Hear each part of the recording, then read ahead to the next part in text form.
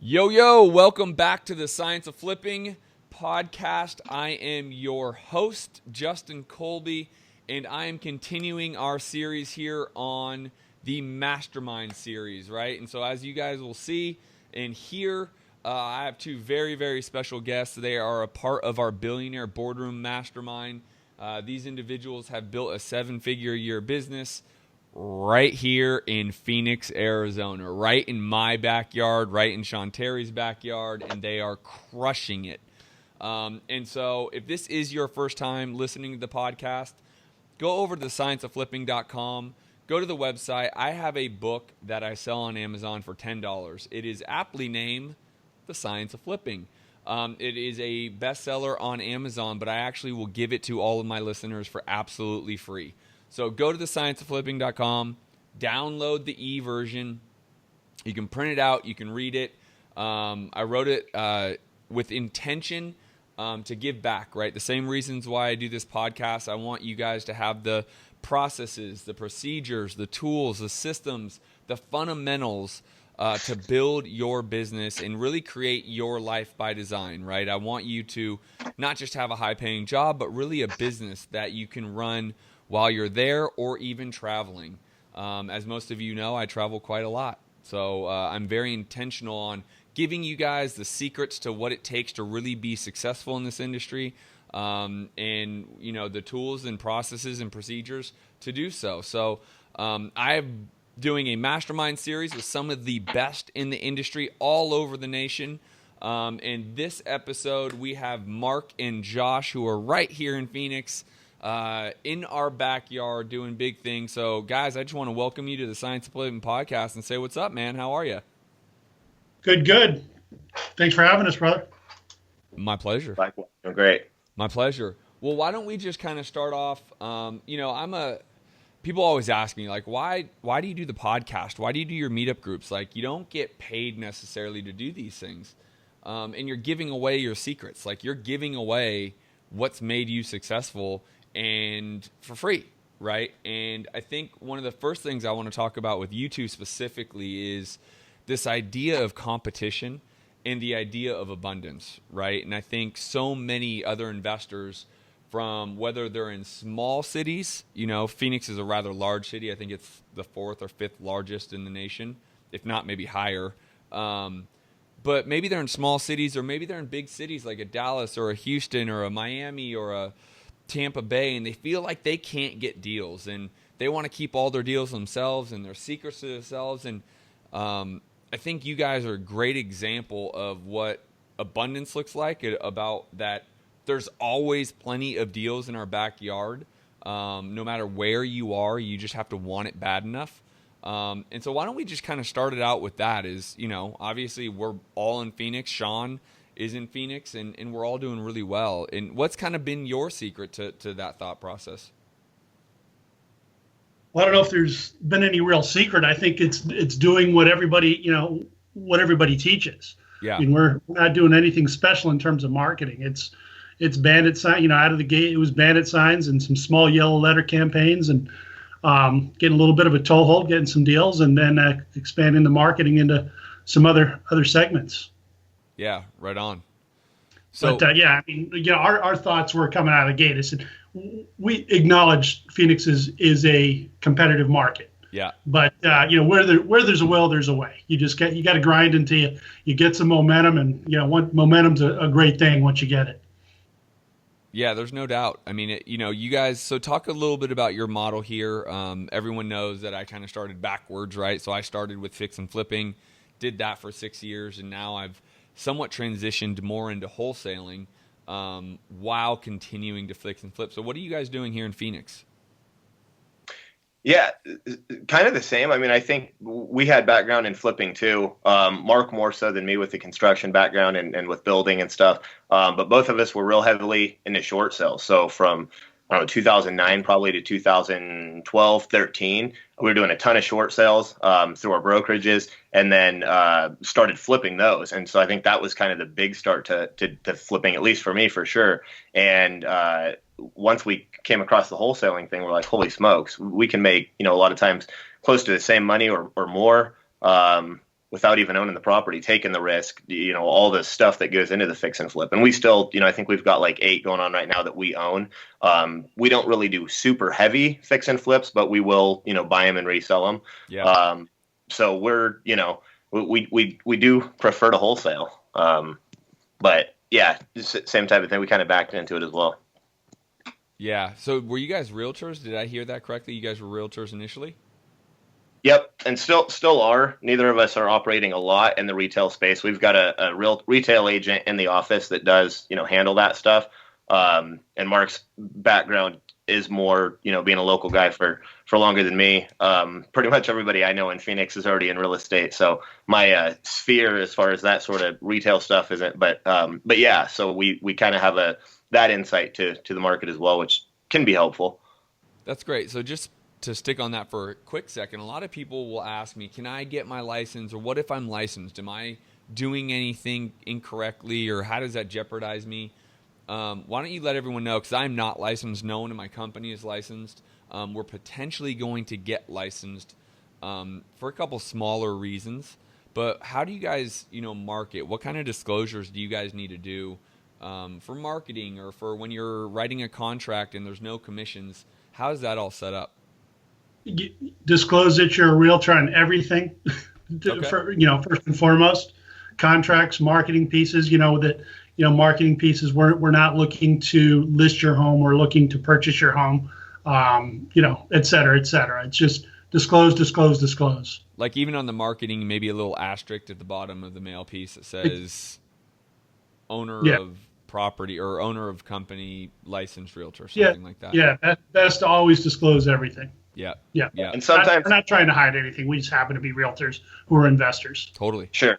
And sometimes I think the credibility factor, sometimes it can help that we're licensed. So if it does, we play to that. If it doesn't, then it's just, a piece that, it's obviously disclosed, but it's not really talked about. If we don't feel, if the homegrown experience seems better for them, like, hey, I'm just selling it to this local investor, then we kind of play off that. We're still not hiding anything. We disclose it. We're not going to try to build up credibility in ourselves that we're licensed if we don't think that that's a hot button for them.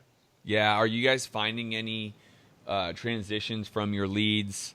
So I'll back up really quickly. I want you to answer this, but then I'm going to kind of go in reverse. When you do get leads, do you guys find it to be an easy transition if you guys can't make the numbers pencil for your investment business, that it becomes a listing pretty easily, or how does that run in your business? No, Okay. It's not really at all. And we probably don't do a great job of making that a focus of our business, in terms of what that transition looks like, what that referral looks like. We've referred, a couple, but I mean, it's been super, not our focus at all. Okay. Like I said, when we come at it, we're coming at it as investors. Yeah. Yeah. I think it's a cool lead magnet. Like if the focus of your business is, you're trying to build out that retail team, then, it's a great lead magnet, because you're like, look, we'll make an offer on your house. It's not like I have an investor, I'm going to do this or that. With us, I think, though, with the success we've been able to have in wholesaling and the acceleration, I guess, if you will, we just haven't focused on that. And maybe even to Mark's point, like we should. I mean, we're probably leaving something on the table there. But yeah, it's I think if we were to really attack it, and when we do attack it, it'll be, kind of a separate funnel with a full-time, real estate licensed person, but that's also a closer that can work that. And then basically it's still a funnel, but I don't think we'd come behind them like, hey, we talked to you about buying your house, but maybe we can do this. It'd be more of all of a sudden they're getting marketed by this real estate company that they're like, so it's building this super awesome list. But you got to treat it like that. It's still just a list, I think, from the retail standpoint. I don't know. It's just hard for us. Initially, we thought we'd get all these retail leads, but, you offer somebody your wholesale pricing, and then they're like, oh, no, that's, way too low or whatever, because 90% of the leads are retail. And then you turn the hat around and you're like, well, maybe I can list it. And they're kind of like, okay, well, yeah, my brother-in-law's a realtor or whatever. Everyone knows somebody, right? But I feel like at that point. Yep. Yeah. So backing up into kind of your business model, right? So how are you actively approaching lead gen, right? Where are you getting your leads? What type of marketing are you doing? And then what is your next step? So a lead comes in. from whatever you do, and then are you going straight for the wholesale? How are you looking at these leads? So let's start there. Yeah, I'll take the sales part, I guess, and let Mac hit the dispositions.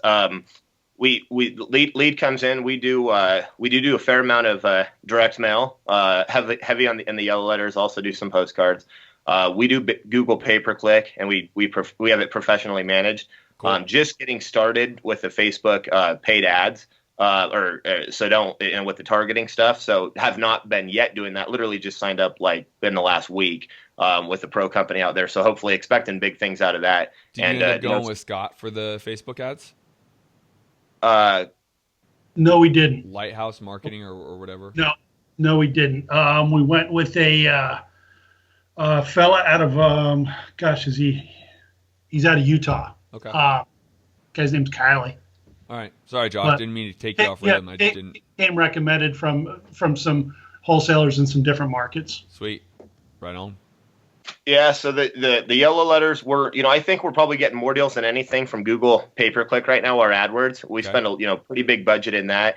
And we also get a fair amount of deals from calling, calling lists, the same list that we're getting to mail, calling through those. Obviously that's a little more labor intensive, but we find, deals that way as well. Yeah, no doubt. And it's funny because and I know Sean does a lot of PPC, right? And he also does a lot of mail. I've always, I've had whether it's the worst luck of all time history regarding PPC or what, I mean, literally, like, I find it to be a sign from God because I've tried 3 different companies, all recommended to me by other people who have used them successfully.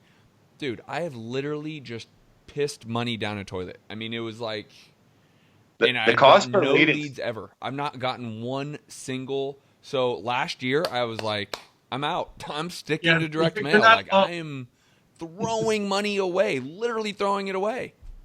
I've heard that a lot of times.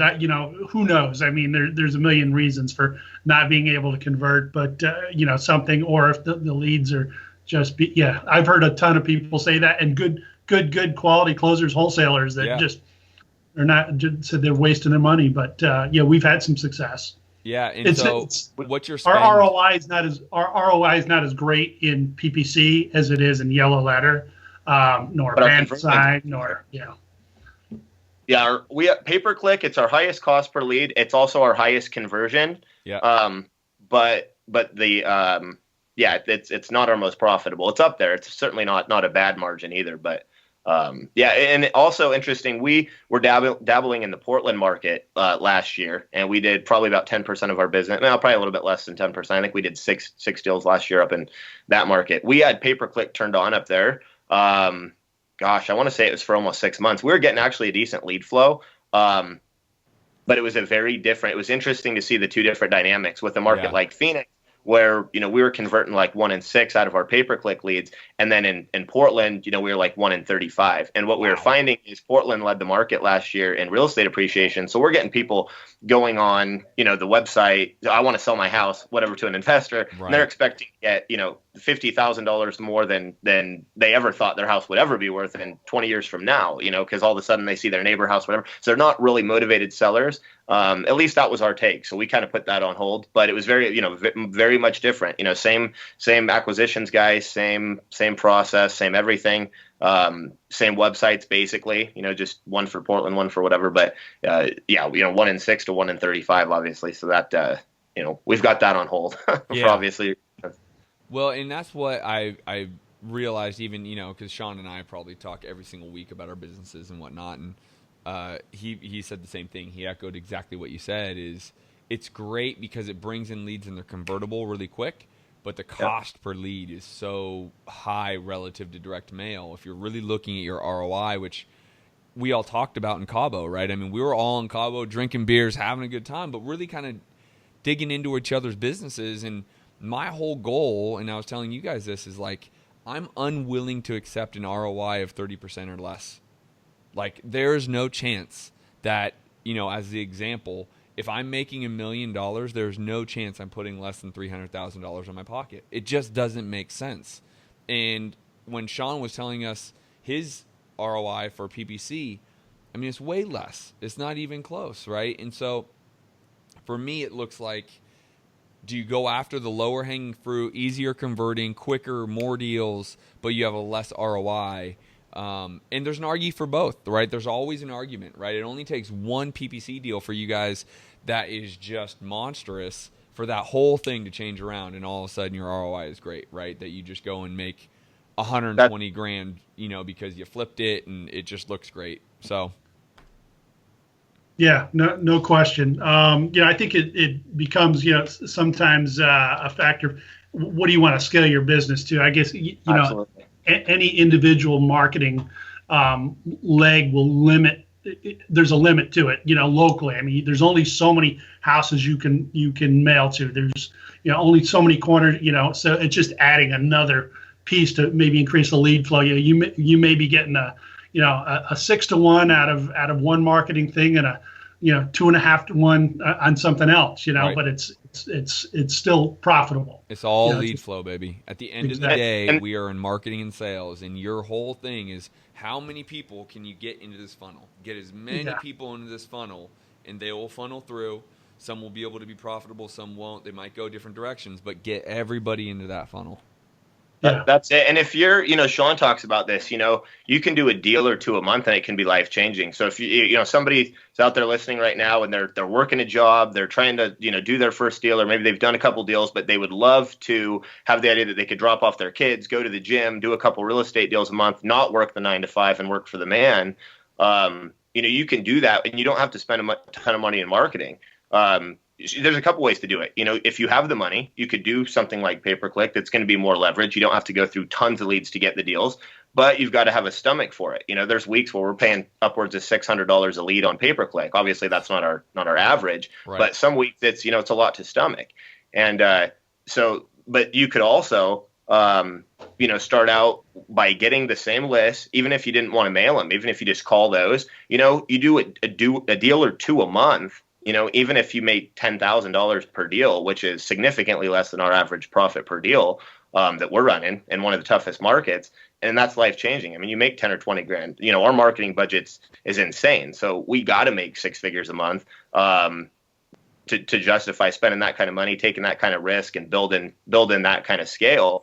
But if somebody's not trying to build, a huge organization or doesn't want to grow a huge team, just wants to make 100 grand a year and kind of own their schedule. I mean, what an opportunity, in this industry that you can, God bless America, right? How would you tell, talk to the newbie, talk to the person that doesn't know the first thing, talk to the person who doesn't have any money, but God, they want to quit their job. What are you going to tell? I mean, they hear from me all the time, right? So I've said it, but what would you guys tell that person who maybe works a 9 to 5, maybe they have no money, maybe they don't work but have no money? What is your guys' advice for those guys? I'd be calling, and I'd be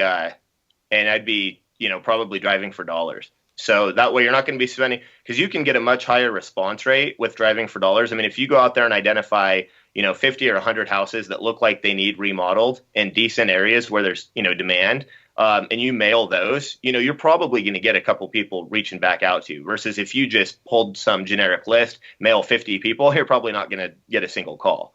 Obviously that's more labor intensive. You might actually handwrite those 50, but I would do stuff like that, and then the biggest thing would be reinvest a certain percentage into scaling. And that was one of the hardest things for me getting started with this business and scaling it. I had a handful of deals under my belt, had plugged into Sean's stuff and done some direct mail, done some deals, made some money. But I was like, I did not do a good job of budgeting it and getting that budget building itself. Yeah. And it wasn't until me and Mark linked together that we really started looking at this as a business, and he bankrolled us in the beginning, but we quickly gained some momentum and some traction.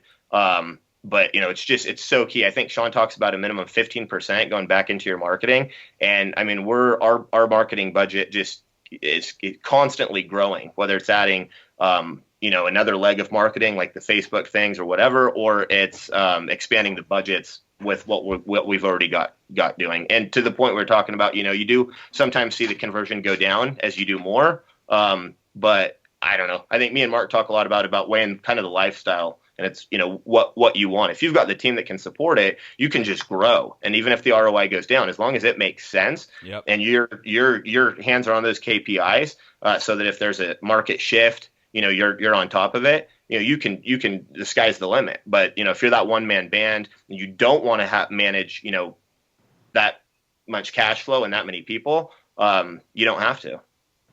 Yeah, Mark, you have anything to add to that? To the, again, kind of the newbie, maybe working, maybe not working, little to no money. Where would you direct them? If No, it's probably similar to Josh. I mean, I guess little to no money is all can be interpreted as a different number. Bandit signs are, in my mind, little money and effective.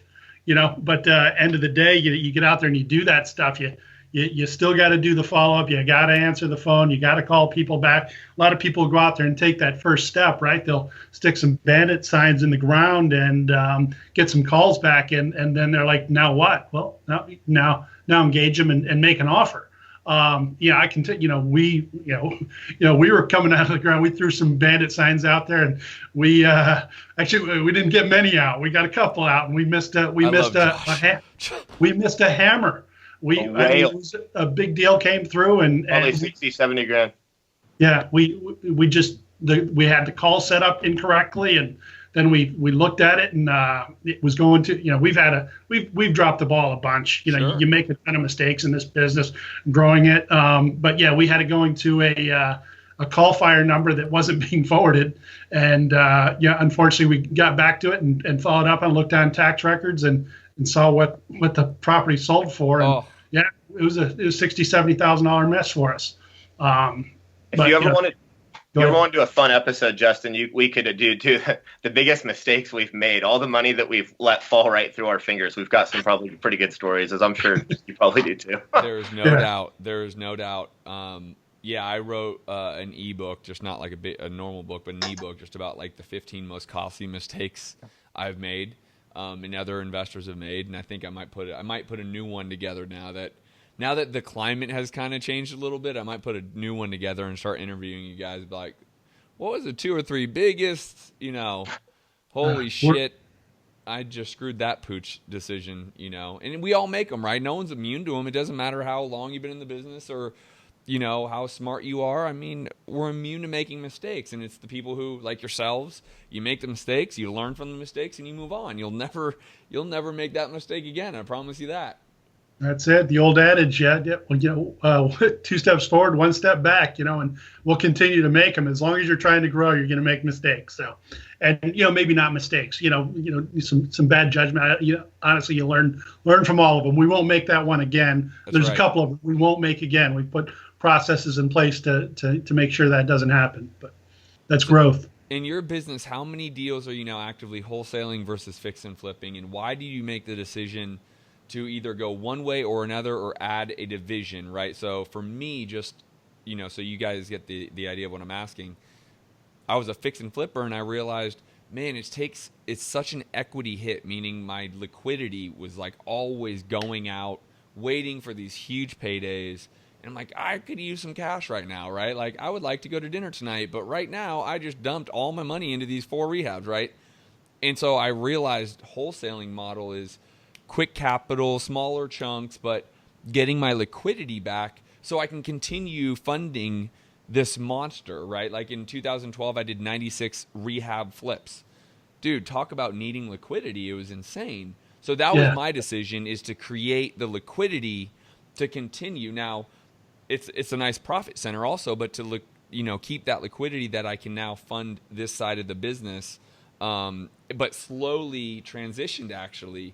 So I was tired of herding cats and dealing with contractors and, buyers falling out because of loans. And I started getting tired of the headache, and I somewhat transitioned into saying, dude, this wholesale model is beautiful. What was that decision for you guys? Well, I think early on we tended to buy more properties than we do now. Now we assign or double close many more. I think early on the reason we didn't have a big established cash buyer list, so it was kind of like, all right, we're leaving. This is a deal. I know it's a deal. I'd buy it if I was out there looking for a flip. Right. So we ended up taking many more down, but to your point, I mean the cash that requires is much greater than a marketing budget. I mean, if you're truly just wholesaling, all you need is a marketing budget. and leads. You don't need anything to close a true wholesale deal. Right. The other thing, Sean will talk about the velocity of your money, the velocity of a deal, which is a big deal. If you can turn, your money, in 10 days versus 90 days or 120 days, perhaps you only make, 30% of the profit margin. But if you can do that 6-7 times in the 120 days, you come out on top. And it's a whole lot less stress than hanging out and managing a contractor not showing up, your cost of hard money. There's a lot of moving parts with that. So, initially we were probably about a 50-50 on what we bought and what we, wholesaled. Yeah. Now we're probably more like an 85-15, a 90-10. For wholesaling over buying. Yeah. But the decision for us usually on the buying comes down to still the same type of situation. We feel like we're leaving money on the table by wholesaling some. Perhaps it's in an area that doesn't have a lot of cash buyers. It's not, in a pricing, strata that is attractive to a buy and hold guy or a flipper or whatever. So we say, we'll do our analysis and say we feel like if we buy this thing, we can maximize the profit on it. Yeah, Josh, what do you? Same. Do you guys ever come in conflict? Because Eddie and I do, right? There are times where someone, whether it's him or me, or we're like, dude, let's take this down. Let's, because partnerships are a part of this, right? This is a whole. You gotta, someone's gotta kind of lead the charge typically. So who makes that decision, or how do you guys decide? Like, okay, this is wholesale. What's the percentage? You and I talked about this in Cabo, right? We have a decision to make.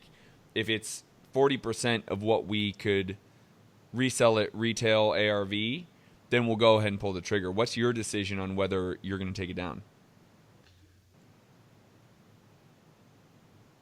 Wait, you're muted. You're muted, Josh. Oh, they're sometimes it's a cash flow thing too, and we'll look at some deals. Some of our best deals are, the people need to close in like 3 days, 4 days, whatever, some crazy situations, and those we look at where we're like, all right, there's a deal here, but it's got to be a really sweet number because we can't wholesale it. That's taken right out of the process. Our disposition process is we try to wholesale it. So we run the numbers, we look at what we think is a good deal, and every once in a while we look at it, there's an odd property where we're like, we know we could make significantly more probably if we buy it and resell it than if we just wholesale it out. But typically, if we can come up with a number, hey, if we got this, if we don't get this, we're okay with it, owning it, because we don't want to leave money on the table. But sometimes we're blown away, and we send those out, and those sell the fastest. And so we try to wholesale everything. Like I said, but sometimes we're just more aggressive than other ones, depending on what we have it for. If we can't wholesale it, then we look at, does this make sense to actually close on ourselves, or can we skinny the deal up, or can we renegotiate with the sellers? We don't really go in with the idea that, we're just going to lock it up at whatever price and then renegotiate it. However, part of sending it out to our buyers and all that kind of stuff, just like any buyer, is part of our due diligence process. And sometimes the feedback is not what we thought regarding the property, demand, whatever it is. And so sometimes we, go back and renegotiate it. And I think we've gotten better at not being scared to cut a deal and just knowing the way to handle it going in, depending on the seller situation. We don't want to put anybody in a bad, situation. And we really pride ourselves in, doing the right thing every time. But also making, the right business decision. Yeah. Yeah. I think, I hate the people who go in every single deal. They're going to make 20 grand. They'll still go in and renegotiate, try to squeeze an extra whatever from the seller. At the end of the day, you want to make it a win-win. You want to make it something that you're actually giving a service to the person and not just being greedy. It's so frustrating to me when I hear people say that because, yeah, there are times where the numbers don't make sense and we thought the deal would make sense and it doesn't. And so we do have to go back and negotiate. But I definitely don't make that a business model of mine. That's for sure. No, yeah. Agreed. Yeah. Agreed. Yeah, it's gotten, I think part of us not taking as many down as our buyers list is much better, significantly better. even to the fact that we've got, other wholesalers that come to us to help them move their properties. Totally. Well, and Yeah. that's a whole nother topic that, I try to keep these around 30 minutes, but I mean, if you're just getting started, getting your buyer's list is so crucial, because if you can sell someone else's property, you're going to make $1 every time. And, I have the same thing, and we've been around the Phoenix area, you and I, for long enough, people will naturally gravitate towards us. But if you were just getting started, being able to have buyers on your list that will pull the trigger gives you an argument to say, hey, Mr. Wholesaler, have you moved this yet? Because I think my buyers will move on this. And now you have an argument to go get your first check, your first deal, and really, not spend any money, not have to go get the deal first, but take one of my deals and give me a call. Hey, Justin, I have a buyer that I think would love 123 Main Street. Can I send it to him? And if I bring the buyer, can we, figure out a plan? My answer is going to be say yes, mark it up a little bit for yourself and see if you can make some money up and above my number. But yeah, dude, bring me a buyer and we'll figure it out. And the other way too, right? Like we see, and I see so many wholesalers, new wholesalers, and in my opinion, what I'd call a mistake, coming into the business just trying to make as much money as they can on every single deal with total disregard for relationship. And the reason I think that that's a mistake is you might move one property and maybe you make an extra $5,000, $10,000, whatever it is, but then you get, you might have 10 properties that you can't move and you end up cutting them or whatever because you have no resources. So if you find somebody who's actually got the pockets to close deals that are deals, or that has the database, I mean, our database is 13,000 cash buyers in Phoenix. And we sell about 50% of our properties to repeat buyers and about 50% of our properties to people we've never talked to before that just call us, we send it out, and they're I just think that it's important to leverage both sides. And if you're getting started and you can plug in to, somebody who's got that buyer's list, is doing a lot of business, has the capacity to take down deals, it doesn't have to be a forever thing. You might want to run your own whatever, but it can be a cool partnership that you can leverage to, for both sides, like you said. And as you're building your buyer's list, maybe you try to help them sell their properties. But also make sure, because the worst thing, you don't want to be coming into this business getting deals. And we all know it's, what goes into to find those deals, especially if you don't have a marketing budget and you are, driving for dollars and calling people and doing some of these things, and you get a deal and then, you're canceling an actual deal because you can't, because you don't have the resources. That's not a good position to be in. So, it just comes back to the greed thing, right? And we're all human, but, I just think we're, working both sides if you're getting started. It's just synergy and reaching out to other people, not being too proud, to do that, and just we all grow and learn together, right? Like you said, we're right here in the same market Sean Terry's in, and we're all doing 6 figures a month, and we're sitting here talking to each other, giving each other our secrets, and I think that's just, there's so much power in that, and it goes against, I think, the grain of what most people have thought for a long time. Totally. And, there's even more. We're not even scratching the surface. Like, I looked, Phoenix had 6,400 cash transactions in the last 90 days or something like that. We're not even close. Even if all of us are doing 20 deals a month, we're not even 1% of what is happening as an investment world in Phoenix. So, I mean, there's so much. Whatever you're doing and your secrets and my secrets, I'm happy to give them, because we're not even coming close to getting like the majority. Oh, I want to be the big dog. Big dog. I mean, we're not even a full 1% of what's really going on here on that side, right? So it's crazy. It's crazy. No, it is interesting. I mean, we haven't been at it a long time. We've been wholesaling for about 15 months now. Yeah. And we've been on a fair number of appointments. I don't think we've ever butt heads with you on an appointment, Justin, as far as we know, nor Sean. Right. Crazy, right? So, yeah. So, listen, let everyone know where they can find you, what your company name is, like who you guys are. You guys are rock stars, right? I have you on here. You're a part of the Billionaire Boardroom because you have been accepted because you're at a certain level of your business, right? So, let everyone know who you are, what you do, your company, and where they can reach you if they need something. The website. So if anybody who's looking for deals, we put all of our deals on our website. Most of them sell within the first 24 hours. I'd say about 50% of them sell within the first 24 hours when we do blast them. But it's PresleyLizabel.com, PresleyLizabel, just like it sounds. So PresleyLizabel.com.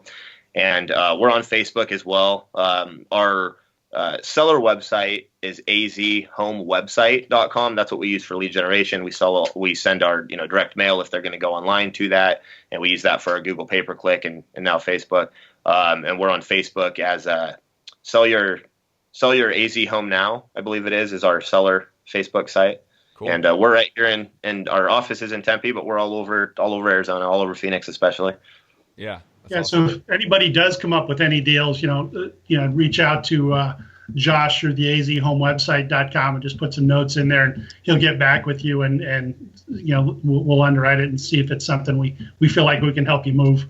Cool. Yeah, and find us on Facebook too, Josh Gaiman, Mark McIntyre. We're both on there. Love to connect with other people that like-minded.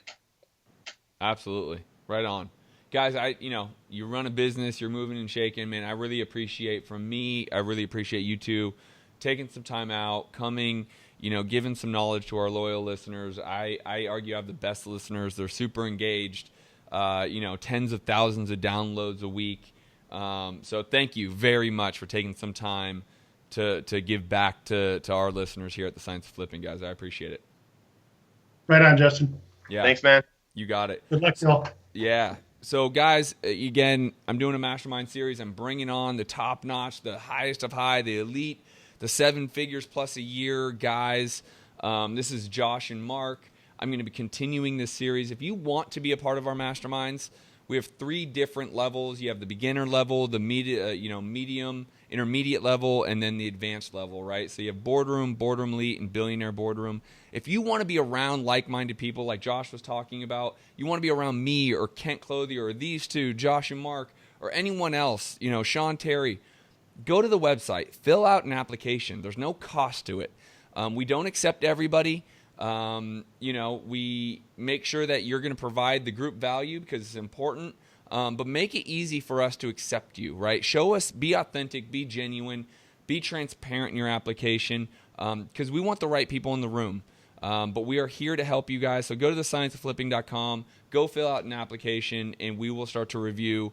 My team will start to review it and see, how far you get along the process. But guys, that is what we got for this episode. Thank you so much for, again, being such great, loyal listeners. Josh and Mark, appreciate you both. And let's go have some beer sometime. We're out of here. Right on. Yes. Right on. Work out, boys. Peace.